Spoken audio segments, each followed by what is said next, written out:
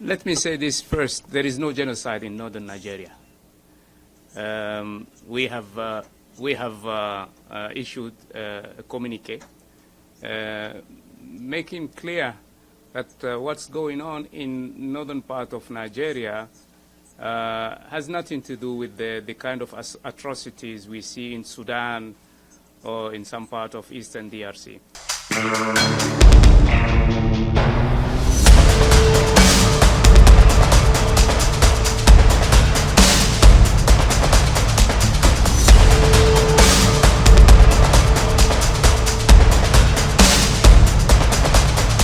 Let me say this first. There is no genocide in northern Nigeria.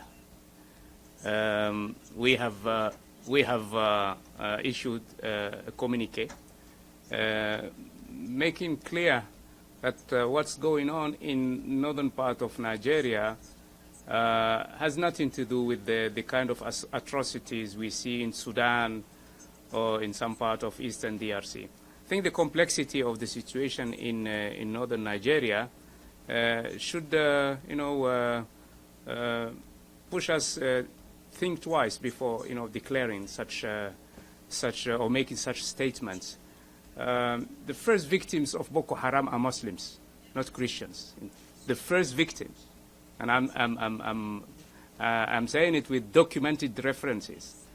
So the complexity in the northern part of Nigeria should not be taken that easily.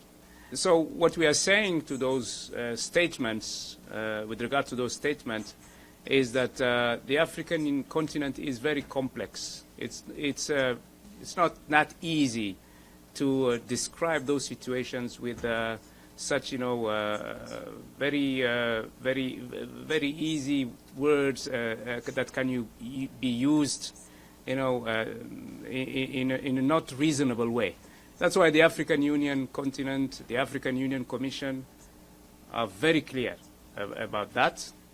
We made it clear in our statement and communique, and we would like really to stress again that there is no genocide in northern Nigeria. I mean, a lot of things I envisage, a lot of things. They're killing record numbers of Christians in Nigeria. And they have other countries very bad also. You know that part of the world very bad. They're killing the Christians and killing them in very large numbers. We're not going to allow that to happen.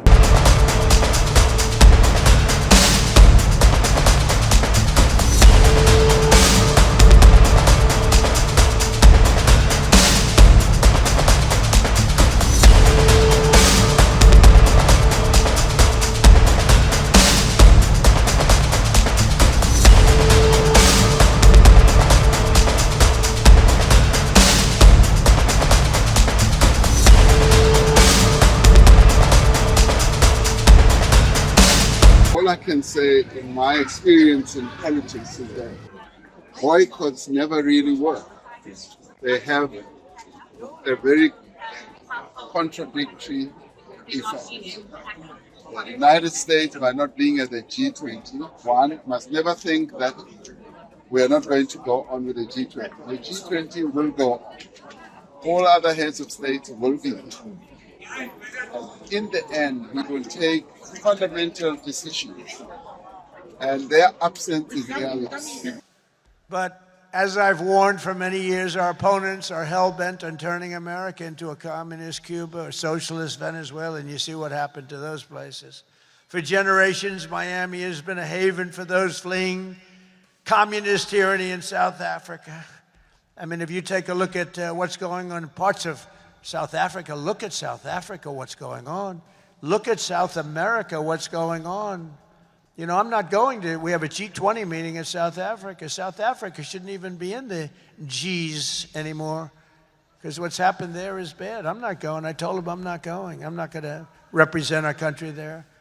It shouldn't be there. Take a look at what's happening in different parts of South America. Take a look at what's happening in different parts of the world. But